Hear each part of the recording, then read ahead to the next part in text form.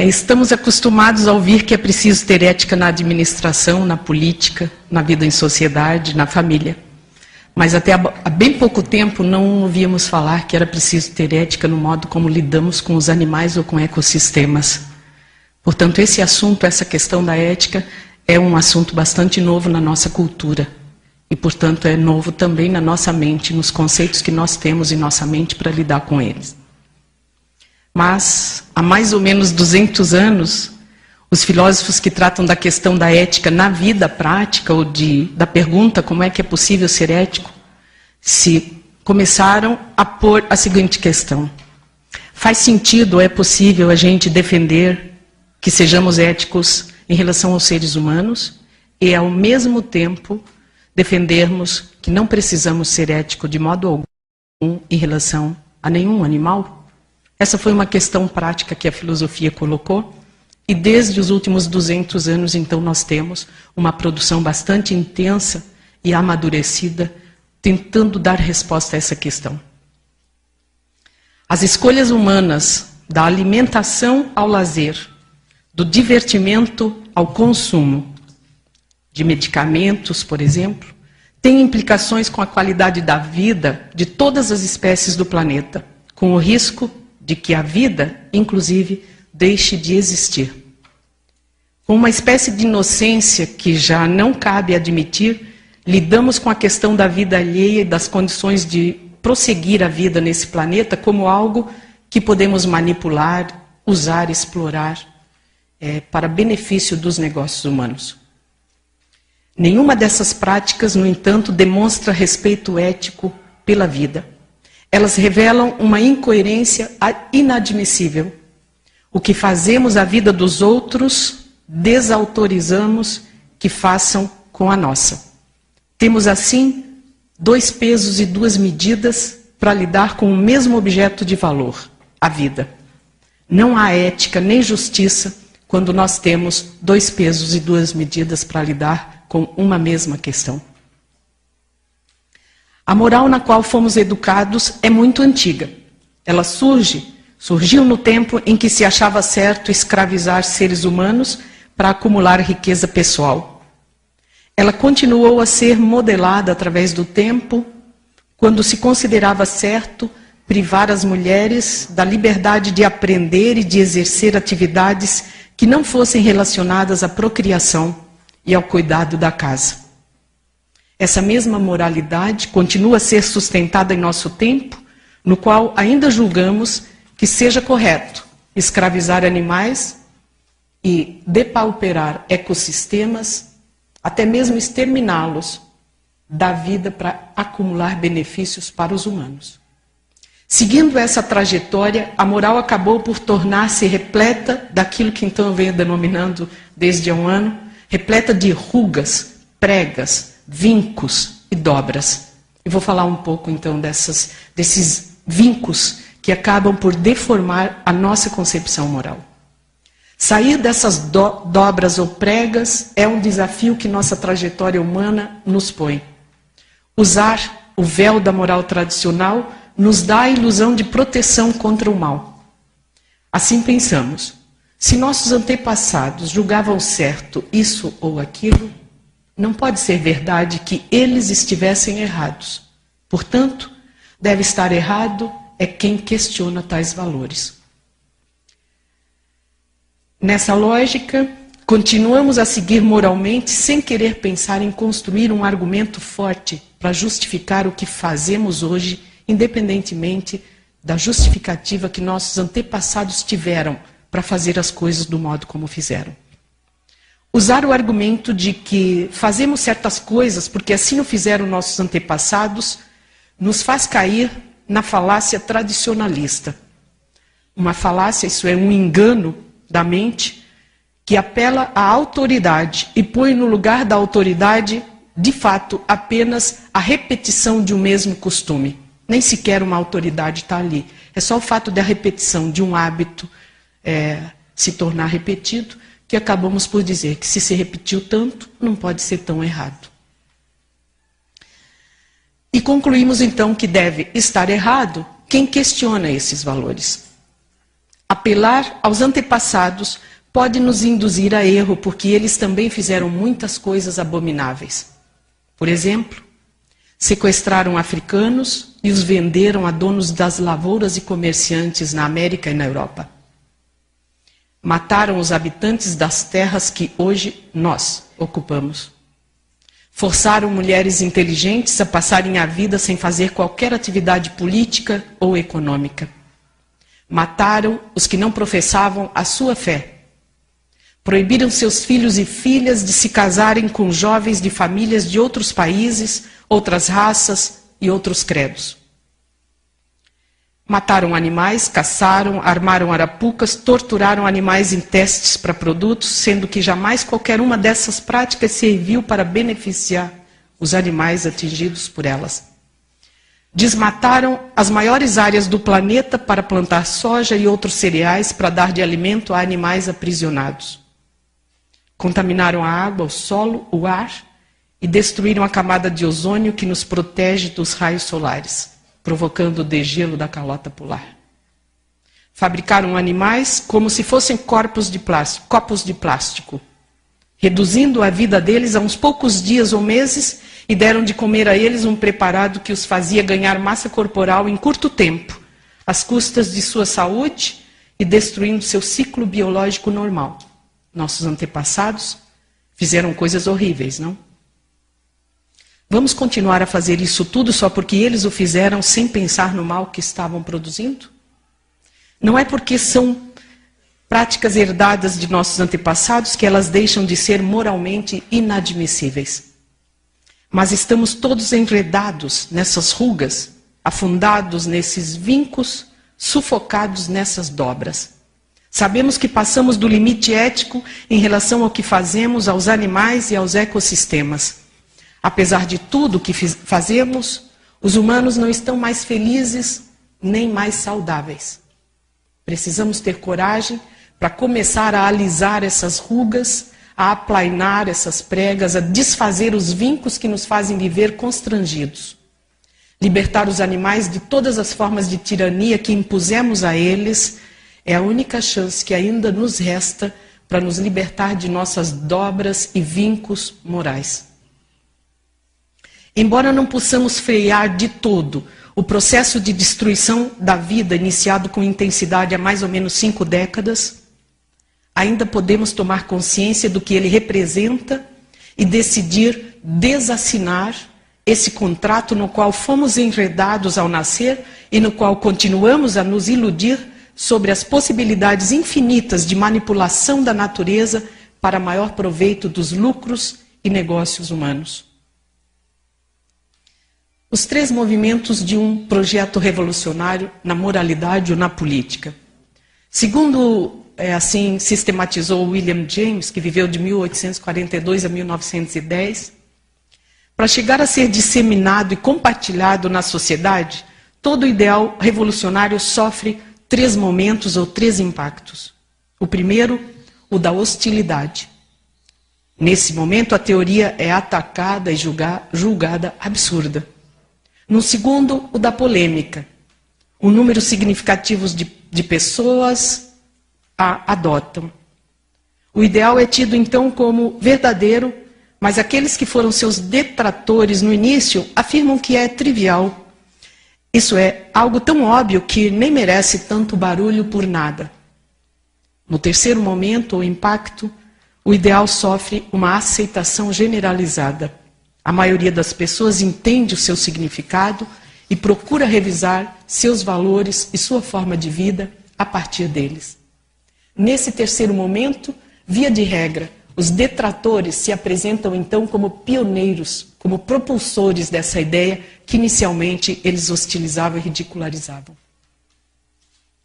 Falar do dever de sermos éticos para com os animais e ecossistemas ainda parece fora de propósito, mas eu arrisco dizer que já estamos na fase 2, a da polêmica. Geralmente a polêmica vem na forma de uma crítica aos defensores dos animais. Eles são acusados de gastar energia defendendo animais quando, aspas, poderiam aproveitar essa energia toda para defender os humanos.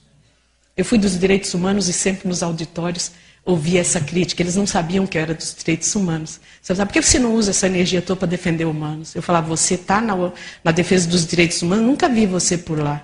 Você não faz nada, nem por humanos, nem por animais. E vem me dizer o que eu devo fazer. Então, por que começar defendendo animais e plantas, se há tanto sofrimento humano para ser eliminado? Então, essa questão que é posta, ela faz sentido. Vou tentar explicar por quê. Por mais de 2000 anos se pregou que, antes de nos tornarmos éticos para com os animais, deveríamos aprender a ser éticos para com os humanos. Nesses mais de 2000 anos, não nos tornamos mais éticos para com os humanos. E o que aconteceu foi que pioramos nossa forma de considerar a vida de animais e de plantas. O modelo mental e moral que nos leva a ser antiéticos para com os animais é o mesmo que nos leva a ser antiéticos para com os humanos e o restante da natureza. Por isso, é preciso limitar a liberdade humana fazendo o percurso inverso dessa tradição moral, isto é, começando da borda da moralidade para o epicentro dessa moralidade. O contrário nos deixou muito confortáveis e degenerou nossa mente, tornando-a quase incapaz de considerar objetos sujeitados à nossa moralidade a partir de uma perspectiva mais ampla. Enquanto ficamos buscando apenas melhorar a vida dos humanos, usando métodos dolorosos de exploração e morte de animais, mantemos em nossa mente o conceito de que podemos lidar desse modo com a vida deles, desses outros. Humanos em condições vulneráveis, no entanto, são como os animais. Podem sofrer o que fazemos a eles e não podem se defender do nosso poder de lhes fazer mal. Esse padrão nos leva a nunca abolirmos a matriz moral que nos autoriza a destratar humanos, pois está viva em nossa mente a matriz moral que nos autoriza a maltratar animais. Fazemos a eles o que fazemos aos nossos semelhantes. Animais são nossos semelhantes, sentem dor, medo, adoram estar em paz, conviver com seus pares, buscar e escolher seu provimento, procriar e cuidar da prole e assim por diante. Estamos mentalmente formatados na lógica da dominação. Num primeiro momento, julgamos que na natureza há seres inferiores e superiores. No segundo, colocamos-nos sempre na posição superior, seja por medo de ficar vulnerável, seja por cobiçar vantagens e privilégios. Num terceiro momento, abusamos dos outros seres vivos que não podem subir na hierarquia que construímos para garantir os privilégios para a nossa espécie. Daí para frente, passamos a fazer qualquer coisa sem o menor escrúpulo contra qualquer animal, como meio de expropriar dele o que julgamos não ter valor nenhum para ele. É preciso abolir essa lógica da dominação na qual fomos formatados. Assim como não fomos feitos para servir a propósitos alheios, também as outras vidas não foram feitas para isso. Por mais que nos custe crer e acreditar, a verdade é que cada vida tem em si a finalidade própria dela. Tratamos o animal de um modo que não admitimos que nos tratem. Tiramos dele o que tem de mais precioso, sua vida, alegando que ele nem tem noção disso. Muitos humanos também não têm noção alguma do valor de suas vidas, e nem por isso os exploramos ou matamos. Pelo contrário, quando o humano não tem noção nenhuma do valor que tem a vida dele, nós protegemos a vida dele. É o que fazemos com as nossas crianças, nossos adolescentes, nossos senis, nossos sequelados. Mas nossa formação moral é antropocêntrica. Quer dizer, aprendemos que qualquer coisa viva só tem valor na medida em que serve aos propósitos e negócios humanos. Não somos os únicos protagonistas na cena da vida. A vida é um bem para todo e qualquer ser vivente. Custamos a crer que a vida possa ser um bem para o cão, o pássaro, o porco, a vaca, o cavalo, a bananeira, o abacateiro, a arraia, o peixe, a baleia, o tubarão. Mas se a vida fosse ruim para os animais, eles deixariam de viver. Porque o nosso sistema nervoso central não suporta a dor permanente. Nós dependemos da serotonina, que é o hormônio do prazer. E quando a serotonina falta, isso é, quando a dor é intensa, contínua e sem possibilidade de reversão, nós podemos morrer de dor. E os animais também, de sofrimento. Por isso, se a vida fosse ruim para os animais, eles morreriam. Assim como nós. Nós só não morremos de dor porque temos os analgésicos. Mas nosso sistema nervoso central não é feito para suportar indefinidamente a dor ou o sofrimento. A vida torna-se um peso quando há desequilíbrio entre o que é assimilado e o que é queimado em cada célula, órgão, tecido ou sistema fisiológico, ou quando não se tem liberdade para buscar o próprio provimento, tendo saúde e inteligência específicas para fazer isso. Um animal privado da liberdade física, boicotado em sua interação mental com outros de sua espécie e com o ambiente físico natural no qual a sua mente pode desabrochar, é um animal infeliz. Não importa se ele está confinado em galpões para ser abatido pela indústria da carne, ou se ele mora numa cobertura num centro urbano, sendo forçado a fazer companhia a humanos. Animais são seres que nascem para buscar livremente seu provimento físico e emocional. É nessa vivência que se forma a sua mente específica, de espécie de mente. Sua autonomia física e as liberdades fundamentais associadas a essa autonomia do corpo não podem ser boicotadas sob pena de se manter o corpo desse animal, mas se destruir o seu espírito. A prisão perpétua para um animal é de todas a mais profunda e abrangente crueldade. Quando prendemos um animal, preservamos seu corpo, mas o fazemos em condições absolutamente hostis ao seu bem-estar, e ao fazermos isso, destruímos sua mente. Pelo confinamento, tiramos dos animais a liberdade física que os constitui em seres com autonomia prática. A prisão os transforma em vivos vazios de sentido. Após matar sua alma, dizemos que eles não têm finalidade alguma, que só existem para atender os interesses humanos, que a vida deles não tem valor, ou que o único valor que tem é aquele atribuído a eles pelo humano no momento em que decide domá-los, domesticá-los, usá-los, explorá-los e matá-los. Esse argumento não é ético, é um argumento que apela, que transforma o animal num valor instrumental. Nenhuma ética pode ser fundada sobre o argumento do valor instrumental. Pela lógica da dominação, não devemos respeito moral algum ao que é mero meio, somente ao que é fim em si mesmo. Os meios são inferiores aos fins, pensamos na moral tradicional. A tradição moral prega que animais e plantas são inferiores a humanos, pois não falam, não fazem cálculos matemáticos, não reivindicam direitos, não inventam tecnologia, não escrevem, não criam e assim por diante.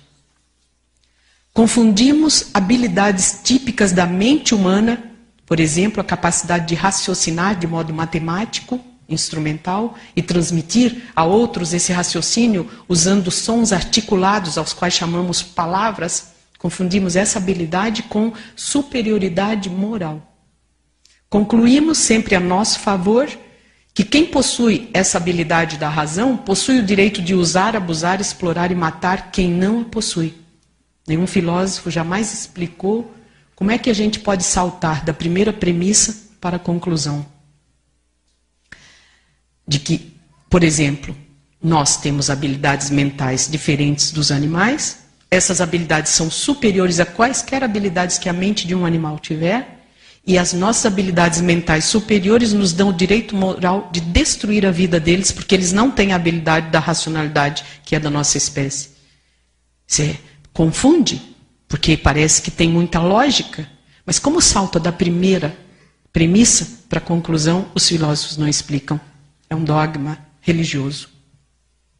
Assim se mantém a moralidade enrugada que nos oprime e impede de aprimorar nossa natureza ética. Os filósofos esquecem de dizer que habilidades mentais se referem sempre a determinada espécie, o que deve ser entendido como singularidade mental e não inferioridade mental. Darwin afirma que não há diferença mental e emocional entre humanos e animais não humanos, apenas uma variação numa espécie de contínuo, dependendo da espécie e do ambiente no qual essa espécie forma sua mente para prosseguir em vida. Nenhuma outra espécie animal usa palavras para comunicar o que se passa no espaço mental privado. Só os humanos precisam da palavra. Praticamente todas as espécies vivas, ou quase todas, usam sons articulados para comunicarem aos pares o que ocorre no ambiente. Julgamos que somos superiores aos outros animais porque usamos frases complicadas para dizer o que está em nossa mente e nosso coração e para orientar os outros sobre o melhor que há a fazer. Concluímos daí que os outros animais não têm essa habilidade. Julgamos que ouvimos todos os sons emitidos pelos animais à nossa volta. Engano. Sobre enganos não podemos firmar nem construir uma ética. A verdade é que somos surdos, e não é uma metáfora o que eu estou dizendo, literalmente surdos, nossa audição não alcança a maior parte dos sons emitidos pela natureza animal e vegetal. Não estou fazendo, então, nenhuma figura aqui de retórica. Basta compararmos nosso ouvido ao de um cão ou ao de um morcego, que se orienta só pelo som do ambiente. Por acaso você ouve o som da parede quando está caminhando? Ouve o som do objeto que está filmando? Nós não ouvimos o som, o morcego ouve. O espaço físico ocupado por um objeto emite um som que é captado pelo morcego e não por nós. Se colocamos nossa audição como medida do que julgamos ser sonorizado ao nosso redor, cometemos um erro. Até os peixes, que por milênios têm sido referidos na literatura filosófica e teológica como seres mudos, produzem sons. Somos tão bons na função de ouvir que sem aparelhos sofisticadíssimos não temos a menor noção dos sons que são emitidos à nossa volta pelas outras espécies vivas. Essa é a linguagem delas. Insetos, répteis, vertebrados, aves, mamíferos e humanos produzem sons todo o tempo para comunicar aos demais eventos internos e externos, orientar, estabelecer vínculos sociais, amorosos e grupais. Mas por mais de 2 milênios, os filósofos declararam que somente os seres humanos são capazes de linguagem, que somente os humanos são capazes de pensar, sentir e raciocinar. Eles ignoram totalmente a linguagem dos animais. Não os observam, não os ouvem, como presumem que os entendem. Muitos continuam a não admitir que possa haver tantas linguagens quantas são as espécies vivas sobre esse planeta. Perdemos milênios da história natural dessas linguagens. Obtusos, filósofos e cientistas ainda continuam a declarar que os animais são estúpidos porque não conseguem pronunciar palavras. Eles não precisam de palavras. Sua mente se forma por suas experiências próprias, não através da experiência dos outros. Somente humanos têm a mente cheia de conceitos que não são deles. Conceitos passados de geração em geração. Não que conceitos sejam algo que possamos dispensar, não. Para a mente humana, os conceitos são necessários. Eles permitem ganhar muito tempo. Cada um herda um sistema de conceitos da geração anterior e assim pode usar o tempo que sobra formulando novos conceitos para levar adiante o projeto humano de criar novos objetos. Mas o destino dos animais não é esse. É viver sua forma específica de vida, formatando uma mente que é deles, da qual muito os filhotes terão para aprender, mas aos quais nem tudo será revelado. Terão que aprender por conta, para formar sua mente individual, de filhote daquela espécie. É preciso lembrar que mesmo sendo tão inteligentes quanto somos, não conseguimos até hoje aprender sequer uma língua estrangeira animal. Essa expressão não existe, tá? Estou criando aqui para esse efeito. Aprendemos a muito custo nossa língua materna ou nacional, a custo. E só o conseguimos porque nossos pais e adultos à nossa volta ficam pelo menos por 10 anos nos corrigindo e nos ensinando a falar corretamente. Levamos 10 anos, no mínimo, para ter o domínio da nossa língua materna. Sem as regras desse falar, não conseguiríamos aprender nem nossa própria língua. Por que seríamos superiores aos outros animais? Pelo fato de usarmos uma linguagem? Os animais têm suas próprias regras para comunicar aos pares o que é importante saber. Talvez eles nos revelem seu segredo, mas estamos embotados em nossas dobras e vincos morais que nos pregam que animais não possuem linguagem nem raciocínio. Julgamos que nosso estado de estupidez é nossa inteligência e que seu estado de mudez é sua deficiência. Enquanto isso, o papagaio cinza africano aprendeu da Pepperberg, que é a cientista que fez o primeiro experimento para estudar a mente do papagaio e ver se ele repetia palavras só por repetir, ou se de fato ele compreendia a linguagem humana, a gramática, a semântica, inclusive. Ela trabalhou com 30 anos com o Alex. Aliás, o livro dela já está publicado no Brasil em português. Chama Alex, tá? Sugiro a leitura, é muito interessante. Enquanto isso, o papagaio cinza aprendeu a linguagem humana e chimpanzés a aprenderam e a ensinaram a seus filhos. Quem vive em companhia de um cão sabe o quanto ele é capaz de aprender a linguagem humana. E há humanos excepcionais. Aqueles que passam décadas observando a linguagem animal e conseguem receber sua mensagem. Como nos sentimos mais que eles se não somos capazes de aprender a linguagem deles, enquanto eles, no maior esforço, conseguem aprender a linguagem que ensinamos a eles? Quem é superior ou inferior na questão da capacidade de aprender uma linguagem? E por que nos tornamos deficientes linguísticos diante dos outros animais? Porque nós os separamos de sua comunidade linguística, de seus pares, e os colocamos em jaulas, prendemos com correntes, barras de ferro, jogamos em salas fechadas, com mesas, gavetas, computadores, livros, luz artificial, ar-condicionado, comida fabricada e muito humano a perturbar suas emoções e a torturar suas mentes. Estou me referindo aos laboratórios e também aos animais que a gente prende na casa da gente sem companhia da mesma espécie dele. Bem, nada disso vai ajudar o animal a buscar qualquer comunicação com esses humanos que estão perto dele. Feito isso, o que concluímos?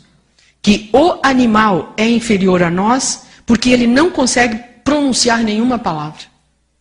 Destruímos sua mente e com ela sua linguagem específica. Nós o forçamos a viver na comunidade linguística humana. Nós o destituímos de tudo o que é necessário para que ele possa fazer uso de sua linguagem. E então, depois de fazermos tudo isso contra eles, nós concluímos que eles não têm nada em suas mentes. Ora, fora da comunidade linguística mental específica, não há linguagem. Aí tem o exemplo humano do Kaspar Hauser, né? Tem até um filme, eu sugiro que vejam, peguem na videolocadora. Em confinamento, não espere que os animais manifestem seu padrão específico de linguagem. Expressar-se é algo que só faz sentido se for para mostrar ao outro algo da própria intimidade mental, com vistas a que esse outro possa nos incorporar ao mundo mental dele quando nos ouve. Se eu não tenho a expectativa de ser incorporada ao mundo mental do outro, eu não dirijo a palavra ao outro. Basta observar massas humanas nas filas, nas paradas de ônibus, andando nos metrôs ou ônibus no final do trabalho. E ver se alguém dirige a palavra a alguém. Está encostado, roçando, esfregando. Ninguém fala com ninguém, porque ninguém tem a expectativa de vir a ser incluído no mundo mental desse outro. Se extraterrestres nos espionassem nessas situações, diriam que nós somos vivos vazios, que nós somos estúpidos porque não usamos a linguagem, que nós estamos todos aglomerados, mas não falamos uns com os outros, não temos capacidade de nos comunicar. É isso tudo que concluímos dos bichos, porque tiramos eles da comunidade linguística específica e eles não têm expectativa nenhuma de conseguirem ser incluídos no nosso mundo mental quando se dirigirem a nós. Um pouco sobre a violência. Humanos proclamam-se proprietários da vida de outros seres aos quais consideram inferiores. Para isso precisam manter hábitos, práticas e instituições violentas. Maus tratos, violação física e emocional são práticas indissociáveis da escravidão, fundadas na lógica da dominação.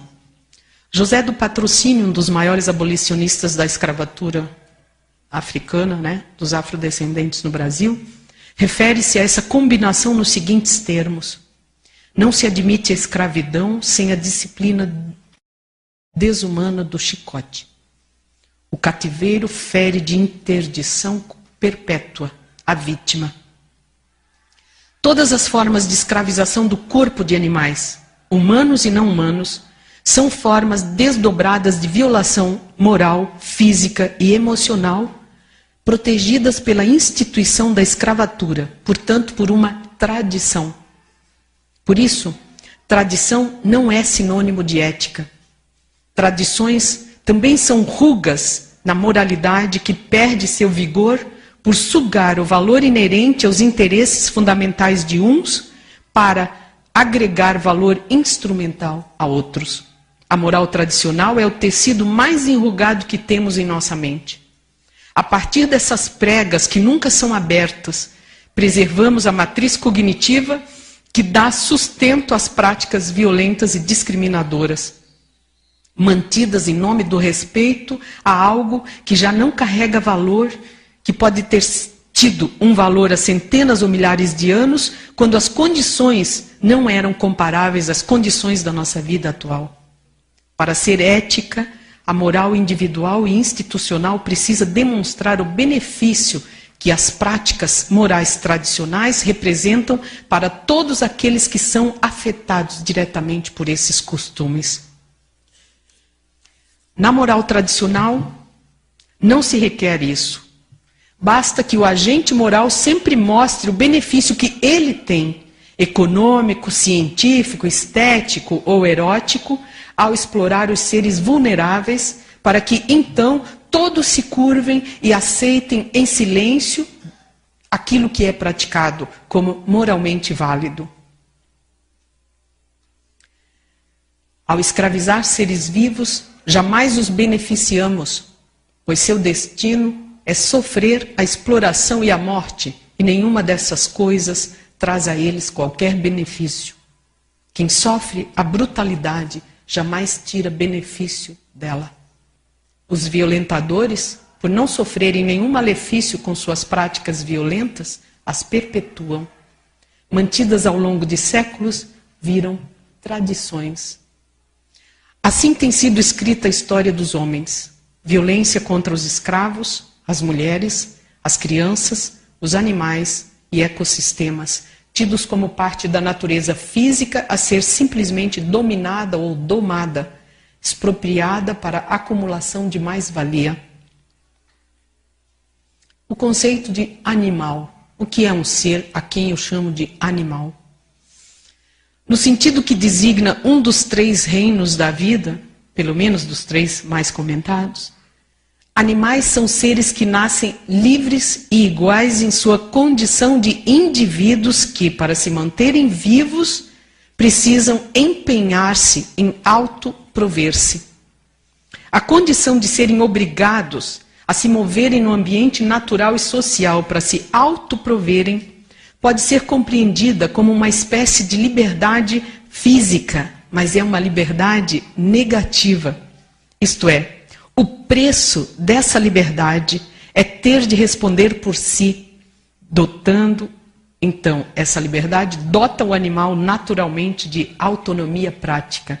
Essa expressão é do filósofo do direito americano, o primeiro a criar uma ONG nos Estados Unidos, que foi aceita pela Corte Suprema, para defender animais como sujeitos de direito. Ele representa animais, ele vai à corte e representa o seu cliente, o animal.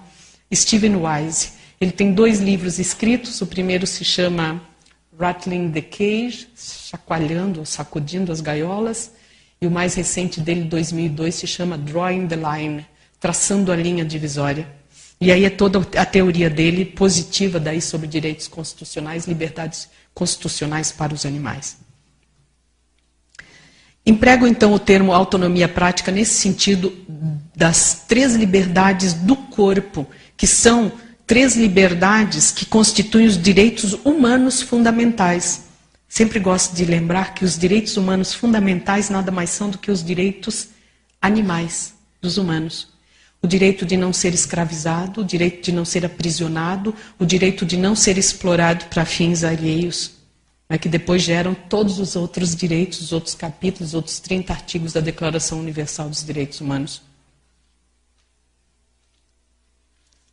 Para efeito da atribuição de direitos constitucionais aos animais, Wise reconhece a autonomia prática e suas 3 liberdades fundamentais, todas elas relativas ao corpo do animal.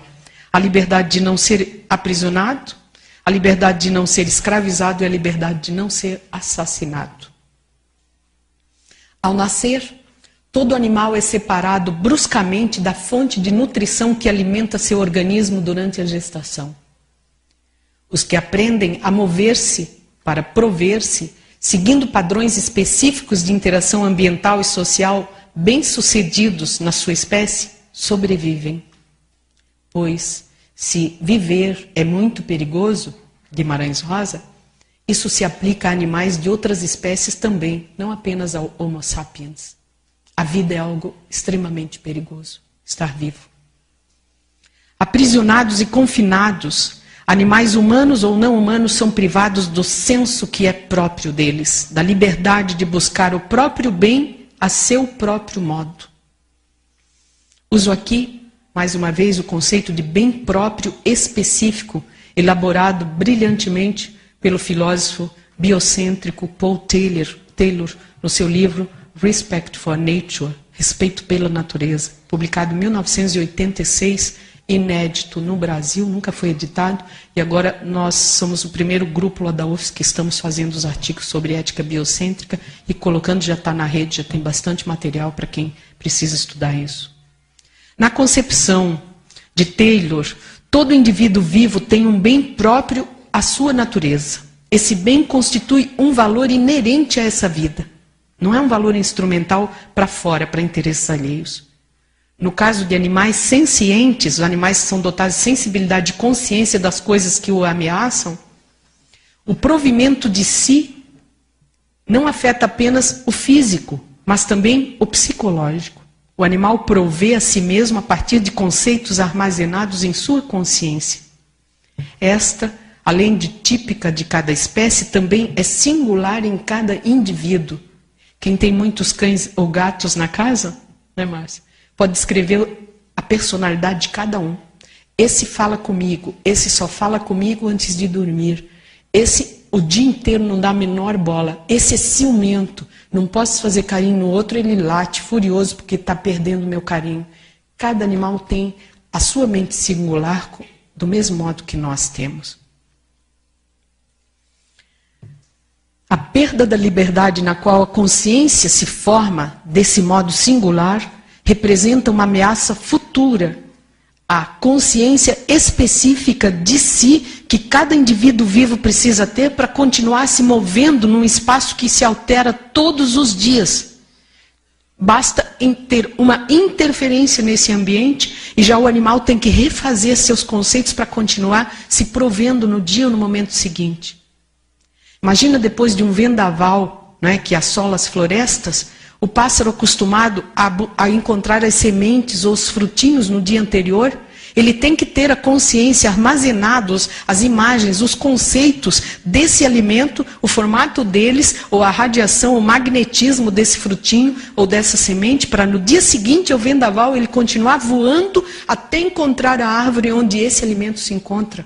Se ele fosse um vivo vazio, se ele fizesse por instinto, se ele não tivesse consciência de que aquele fruto do qual ele tem uma imagem, um fruto que ele comeu, se ele não tivesse consciência da diferença entre ele e o ambiente com o qual ele tem que interagir, ou do qual ele tem que obter os nutrientes, ele morreria de fome assim que passasse o vendaval e derrubasse todos os frutos ou sementes da árvore. Ele migra, ele busca num outro lugar, ele leva consigo o arquivo de sua experiência. E essa faz parte da mente dele. O confinamento de animais os força a viverem a vida contrariando a natureza do que seria um bem próprio deles, dentro do conceito do que é específico para eles. De que bem é específico para eles. O bem próprio de um animal humano ou não humano não é algo que possa ser oferecido externamente a ele. Para estar bem, a seu modo específico, o animal precisa interagir no ambiente natural e social e ter condições favoráveis ao seu provimento físico e desenvolvimento psíquico, mantendo a liberdade para fazer escolhas. Os animais selecionam o que comem. E a maior tortura para nós seria se estivéssemos confinados e 3 vezes por dia nos botassem um prato com a mesma comida durante anos. O mesmo formato, o mesmo cheiro, a mesma consistência. Isso não é diferente para todos os animais. A escravização de humanos e de animais destitui o indivíduo escravizado da liberdade de prover-se a seu próprio modo e o impede de estar bem de acordo com a espécie de vida na qual nasce. Uma vida boa não se resume ao bem-estar físico ou biológico. A independência constitui parte significativa do bem que a autonomia prática permite ao animal alcançar. Todos os animais interagem para poder viver bem. Mas vive bem apenas o animal que pode empreender os movimentos de autoprovimento sem ser obrigado a seguir padrões estranhos à sua mente e à sua percepção do que seja bom para si naquele momento.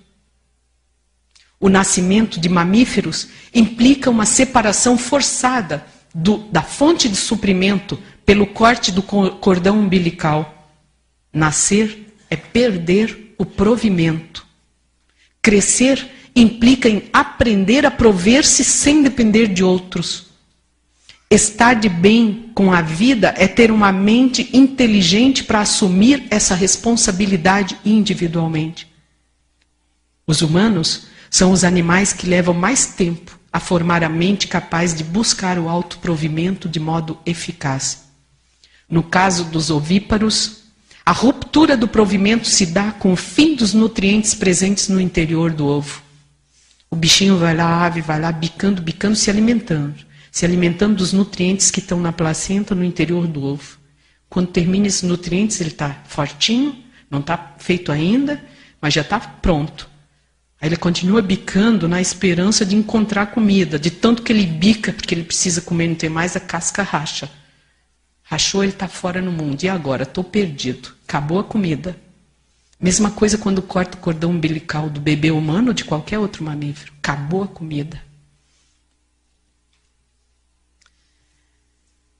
Nascer na condição animal é algo trágico. Ganha-se a vida em liberdade, no sentido de que o corpo agora está solto, não está mais amarrado a nada. Mas essa tem um custo, o risco de morrer de fome. Por isso é preciso que se forme uma mente depois de nascer. Dela depende o animal para encontrar provimento adequado específico. Isso é típico de sua espécie. Isso nos torna iguais. Somos todos, na condição animal, carentes de nutrientes, de cuidados, de orientação e de um ambiente natural e social propício ao aprendizado da preservação da nossa vida. Segundo o filósofo do direito norte-americano Ronald Dworkin, em seu livro O Domínio da Vida, esta tem um valor genético reconhecido pela singularidade da bagagem de cada um valor biológico que é dado pelo investimento dos progenitores para que essa vida continue, seja gestada e venha a nascer.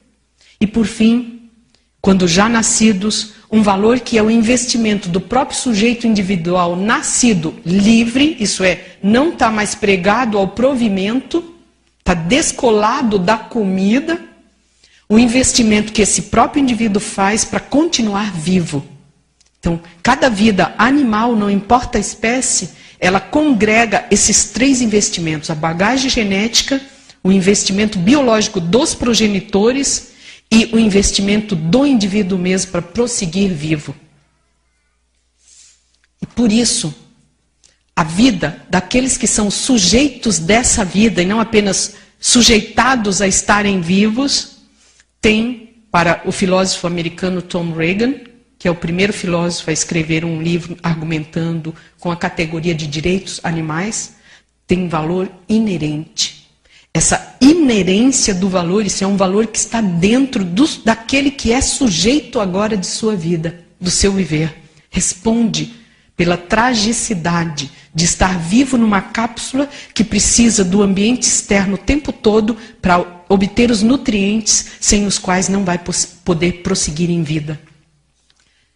Nessa perspectiva, qualquer vida animal resulta da agregação desses 3 investimentos: o genético, o biológico e o cuidado de si.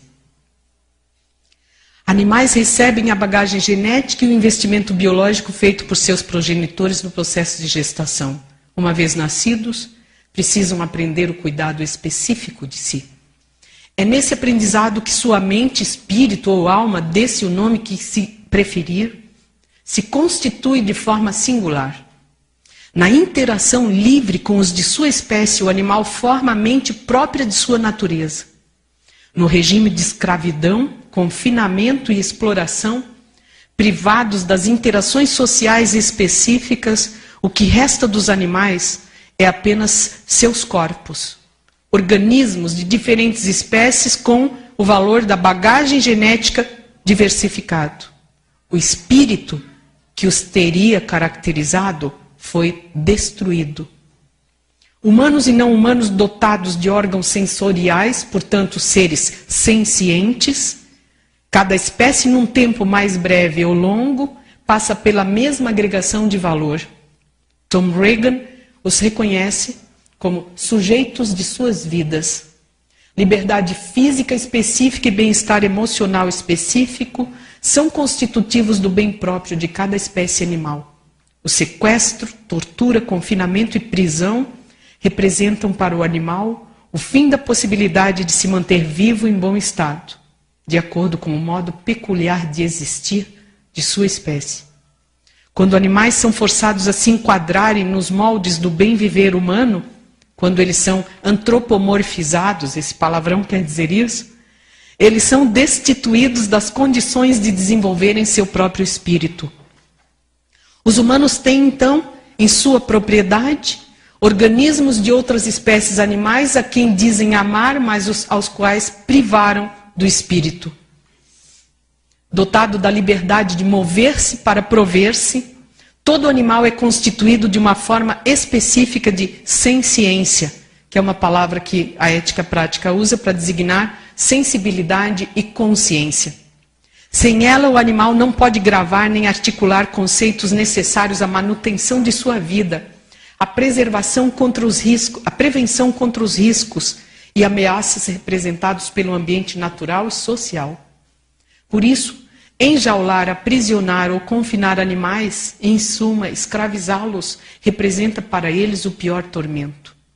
Impedir o animal de mover-se para obter os nutrientes e formar sua mente seguindo os padrões específicos e criando o padrão que o caracterizará como um indivíduo em sua espécie, é matar o espírito do animal, condenando-o a nutrir-se de modo artificial, a sofrer a condição de sujeição total ao domínio e à formatação humanos.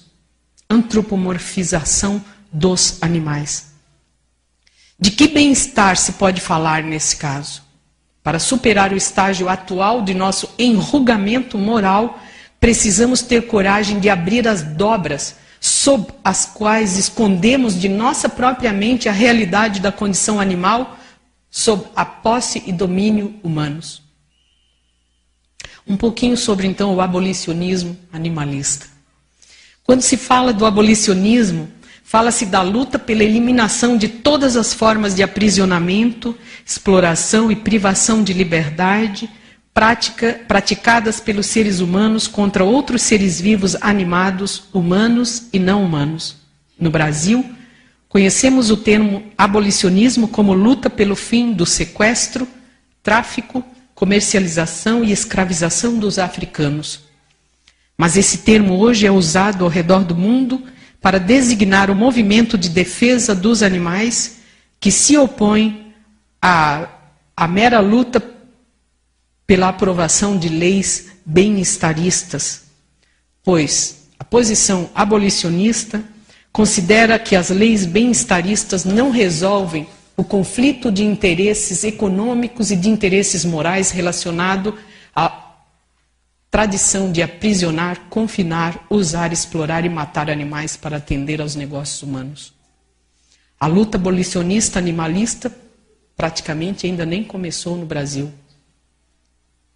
Um pouquinho, então, para finalizar, da história, não é? Da argumentação nesse sentido do que eu apresentei. Humphrey Primat doutorou-se em teologia após ter feito uma graduação em artes na metade do século XVIII, em Londres. Da tradição greco-romana, certamente ele leu para sua tese de doutorado os textos de Sêneca, Ovídio, Plutarco e Porfírio, 4 filósofos dos 4 primeiros séculos da nossa era, vegetarianos e defensores dos animais.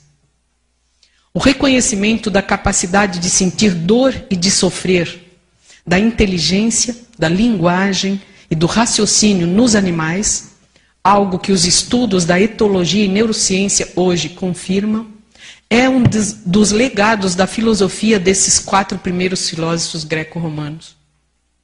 Eles distinguiam os humanos dos outros animais, mas não para autorizar humanos a explorarem os animais, e sim para atribuir aos humanos a responsabilidade pela preservação da vida dos animais, desde sempre vulneráveis aos interesses e negócios humanos. Quase 2000 anos se passaram desde a filosofia greco-romana, sem que se desse importância à ética de defesa dos animais não humanos elaborada por esses 4 filósofos. As teses de Plutarco e Porfírio, apontando o erro em se julgar que os animais fossem destituídos de inteligência e racionalidade, e as de Ovídio e Sêneca, defendendo que os animais eram seres sensíveis, foram silenciadas na história da filosofia ocidental até desabrocharem no único texto escrito por esse teólogo de Aberdeen, na Escócia, em 1776. É um livrinho pequenininho, eu passei 5 anos pedindo pela internet, é esgotado, só tinha um volume da edição original de 1776, que custa 5.000 libras esterlinas, $7.500, um livrinho de 100 e poucas páginas. Mas foi feita uma edição na década de 80, e essa edição também estava esgotada. Então eu fiquei 5 anos visitando todas as vendas pela internet de livros usados para ver se conseguia esse texto, e conseguia. Uns 4 anos atrás, foi o dia mais feliz da minha vida nessa trajetória de pesquisa dessa argumentação. Foi o dia que chegou o livro do Humphrey Primat. No original, chamava-se então A Dissertation on the Duty of Mercy and the Sin of Cruelty Against Brute Animals. Uma dissertação sobre o dever da compaixão e o pecado da crueldade contra os animais brutos.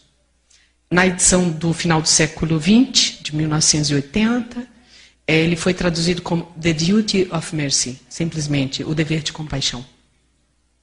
Nesse mesmo ano, 1776, foi proclamada a igualdade, a liberdade e o direito de buscar a felicidade a seu próprio modo pelos norte-americanos. É o ano da Revolução Americana.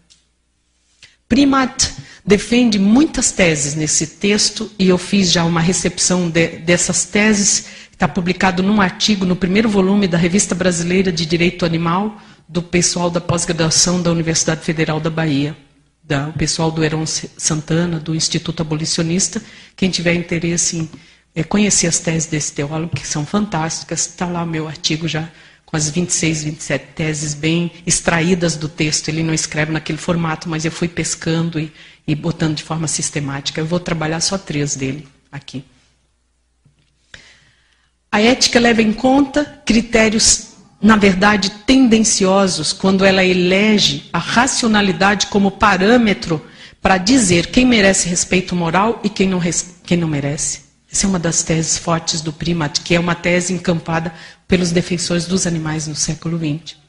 A segunda, interesses semelhantes devem ser tratados com igual respeito, não importa o formato do ser no qual aquele interesse acontece.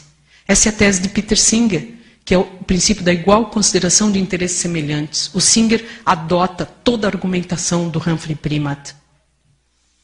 E a terceira tese, a distinção entre humanos e animais desaparece, se destrói, quando os humanos usam suas habilidades mentais ditas superiores, como a razão, a linguagem, a capacidade de raciocinar e calcular, por exemplo, para fazer mau uso e maltratar os animais. Aí os humanos se rebaixam, não se tornam superiores. O texto de Primat foi lido por outro filósofo, na mesma época, que também foi um filósofo britânico, muito importante na teoria do direito penal, Jeremy Bentham. O Bentham foi o primeiro filósofo da Inglaterra a propor que fossem extintos os castigos físicos como punição para os prisioneiros.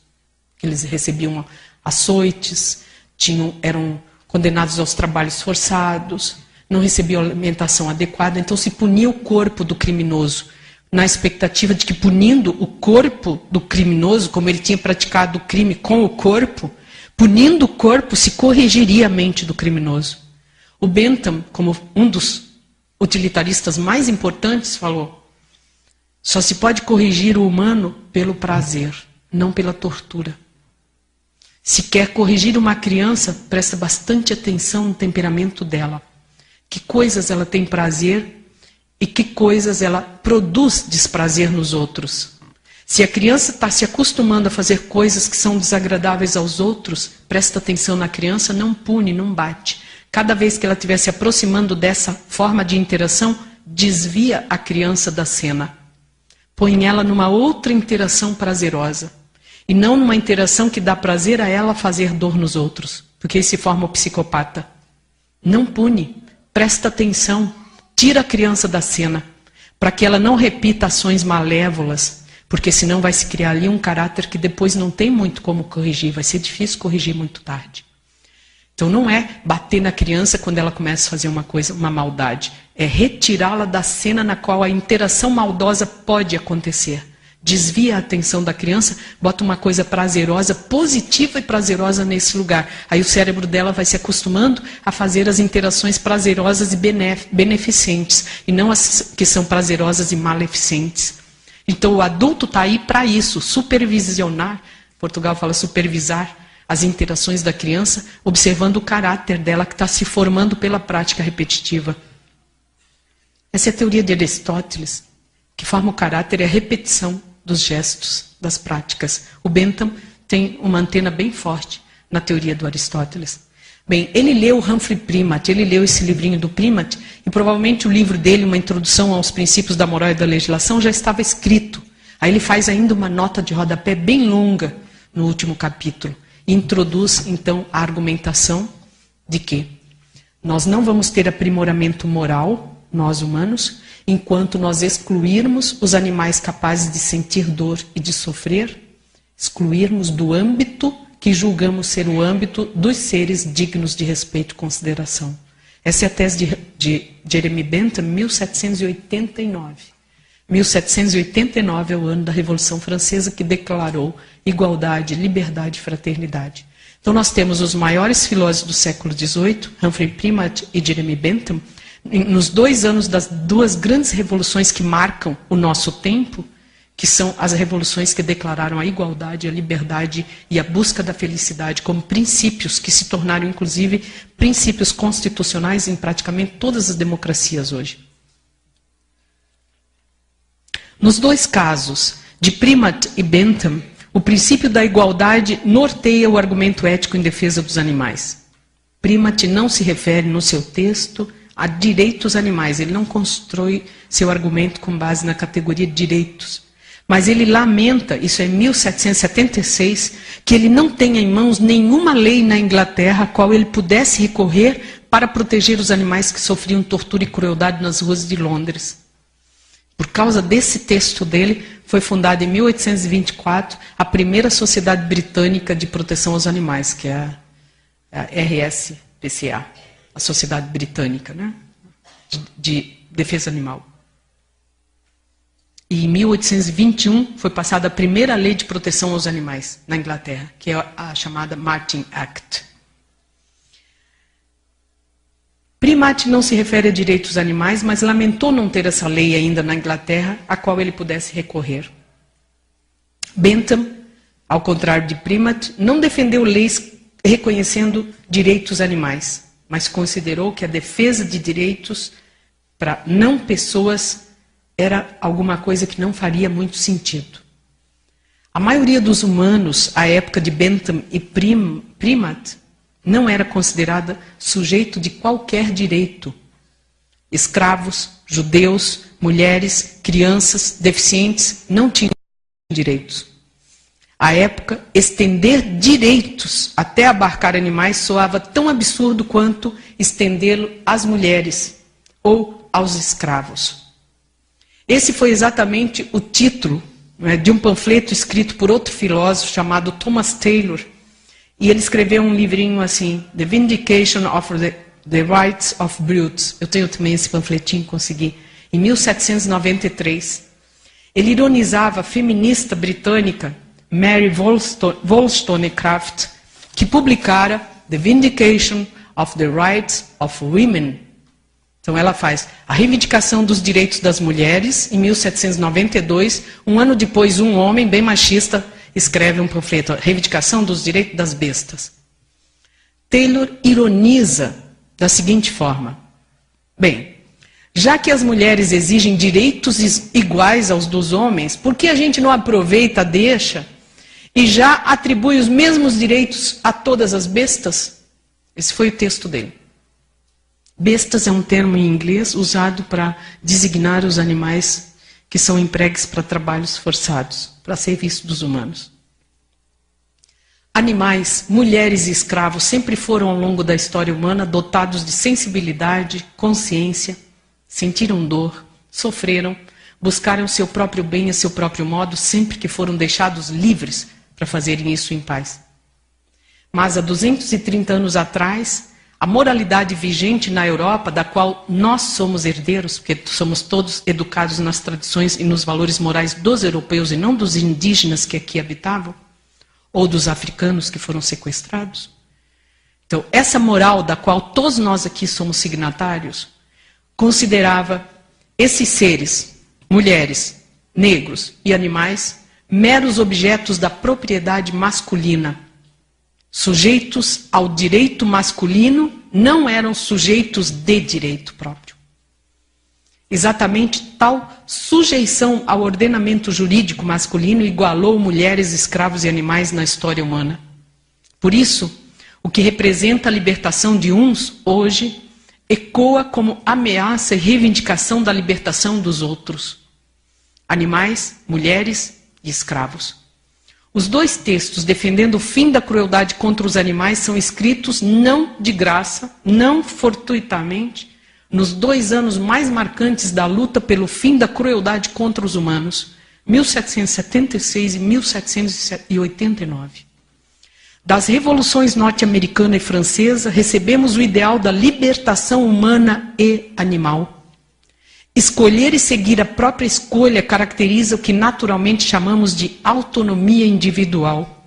Do grego, autonomoi, significa aquele que leva a autonomia, aquele que leva a lei em si mesmo, não precisa de um outro subjugando ele a sua lei.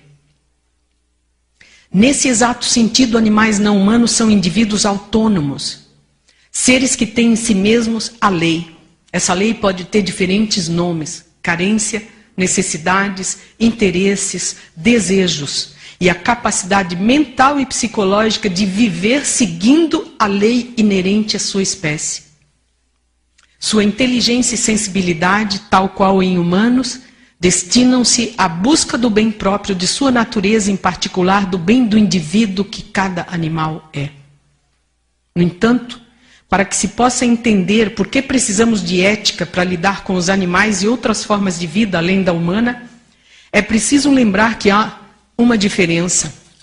Os animais ainda se encontram direta e indiretamente sob o domínio absoluto da propriedade humana. A exemplo do que, na história, os africanos e as mulheres e os estrangeiros também já se encontraram em qualquer império. Para um proprietário opressor e tirânico, não há nada nos sujeitados à sua tirania que possa torná-los semelhantes a si. A lógica da dominação traça uma linha divisória intransponível na mente humana. Ela exclui todo e qualquer ser vivo não humano do âmbito moral no qual dá guarida aos humanos. Em seu livro Animal Rights, Direitos Animais, publicado em Londres em 1892, então, portanto, um século depois de Humphrey Prima, Jeremy Bentham, Thomas Taylor e Mary Wollstonecraft, do final do século XVIII, Henry Salt escreve: mas pode ser replicado. Simpatia vaga por animais inferiores é uma coisa, e o reconhecimento definitivo de seus direitos é outra. Onde está a razão para supor que devemos avançar na simpatia pelos animais, mas não na tese dos direitos? Henry Salt foi um dos maiores amigos do Gandhi, e foi com ele que o Gandhi aprendeu os argumentos éticos de defesa animal, que o Gandhi vinha da Índia, de uma tradição jainista, que é da mãe dele. Os jainistas são os primeiros veganos da história da humanidade, né? E eles vivem procurando ao máximo não tirar a vida de nenhuma forma viva. Quando eles caminham, por exemplo, eles não têm tecnologia, não usam motores, não usam máquinas, não usam animais para nenhum serviço, não comem nada que vem dos animais e também não derrubam plantas, só comem sementes, frutos e tubérculos. Depois no debate a gente pode conversar um pouco sobre isso. Bem, o Gandhi vem de uma família jainista, ou de uma mãe jainista, que ensinou ele a não comer carne. Mas ele comia laticínios, até ele lamenta no momento, na sua história, ele lamenta não ter conseguido abolir o uso do leite, do ghee, né, da manteiga clarificada na sua dieta. E reconhece como um limite dele, ele não foi capaz de fazer esse salto.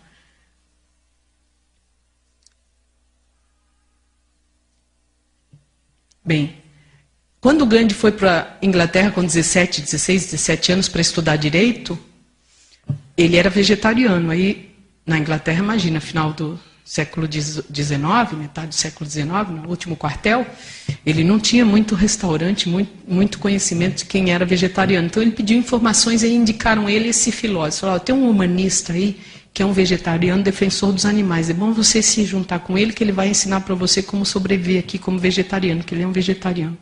Assim começou a amizade do menino, de 16 anos, com esse filósofo. E depois o Gandhi, por 2 ou 3 vezes nos discursos dele internacionais, ele se referiu a essa amizade, dizendo que foi significativa na vida dele, porque ele tinha argumentos religiosos da tradição hindu, em defesa do princípio da não violência, mas ele não tinha argumentos éticos para defender os animais. E essa argumentação ética a partir do Henry Salt. Segundo Henry Salt, todo movimento de libertação se sustenta sobre o argumento ético. A opressão e a crueldade fundam-se invariavelmente na má vontade para estabelecer a simpatia com aquele que é semelhante, mas vulnerável. O tirano não tem simpatia alguma por sua vítima, porque ela é fraca e vulnerável. Se tiver, dará um ultimato à tirania e reconhecerá direitos àquele que foi objetificado por ele. Na mesma época, a última década do século XIX, José do Patrocínio escrevia, aqui no Brasil, contra a tirania do chicote, que assegura a escravização de humanos e o uso de sua força de tração e outras habilidades para benefício dos tiranos. A abolição, então, ou dieta vegana. O que significa um pouco esses conceitos? Ter nascido sem querer, sem ter empenhado esforço algum para isso e dever a vida a alguém, seja, cada um escolhe o que preferir, aos progenitores ou à família, à natureza ou a uma divindade, é algo que iguala todos os animais que, para sobreviverem ao nascimento, isto é, ao corte do provimento, necessitam do cuidado de terceiros. Visto desse ângulo, podemos entender que os outros animais são, nesse aspecto, iguais a nós. Nascer não foi reivindicação sua. Morrer também não é seu maior desejo. O mesmo se aplica a nós. Se nosso desejo de permanecer em vida é o que tipifica quem nos matar como assassino, e porque matam um ser humano, então se fala é um homicida, por que deveria ser considerado não assassinato tirar a vida de um animal que se empenha em manter-se vivo, quando sua vida e seu modo de garantir-se em vida não ameaça a nossa?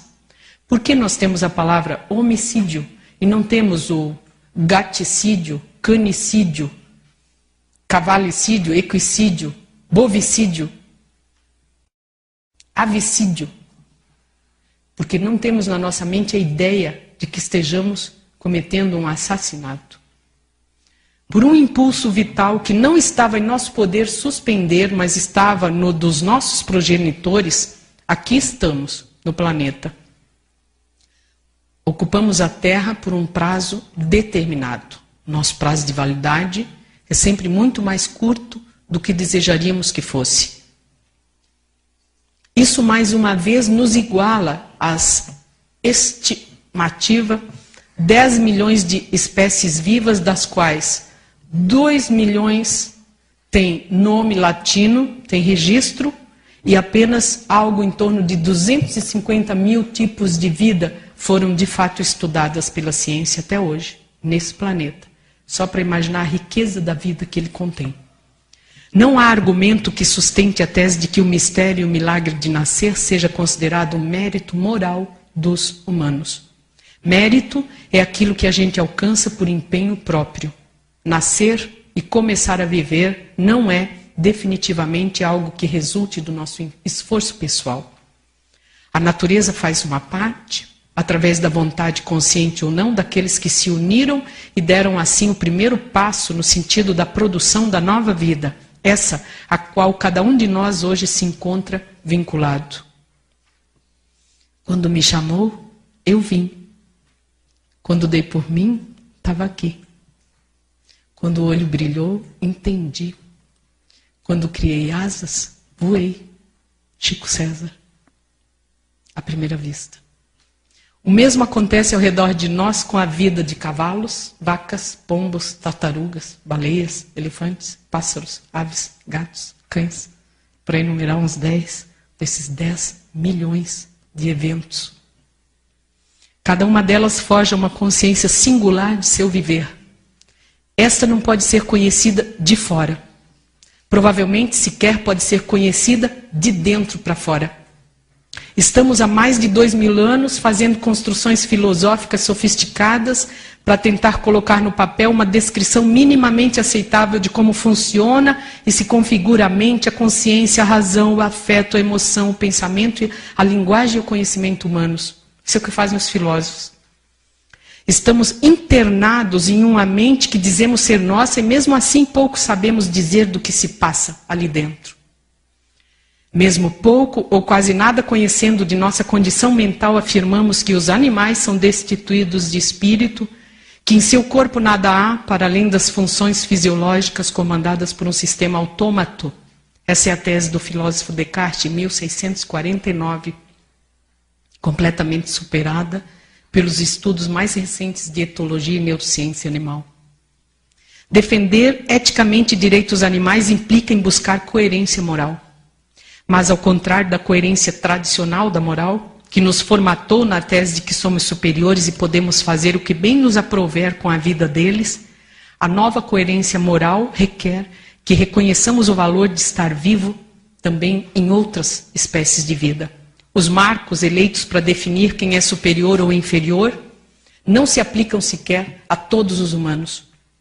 Justamente por ser tal padrão, um padrão elitista, por exemplo, exigir que para ser respeitado moralmente o ser vivo precisa ser dotado de razão, linguagem, capacidade lógica de raciocinar, e exigir tal padrão elitista para merecer respeito moral, exclui a maior parte dos humanos, a totalidade dos humanos, por boa parte de suas vidas. Por exemplo, um bebê recém-nascido não é capaz disso tudo, uma criança pequena ainda não é capaz disso tudo, um adolescente ainda não é capaz de tudo isso, e um idoso ou senil ou sequelado por algum acidente ou doença também pode já não ser mais capaz de todas essas habilidades da mente.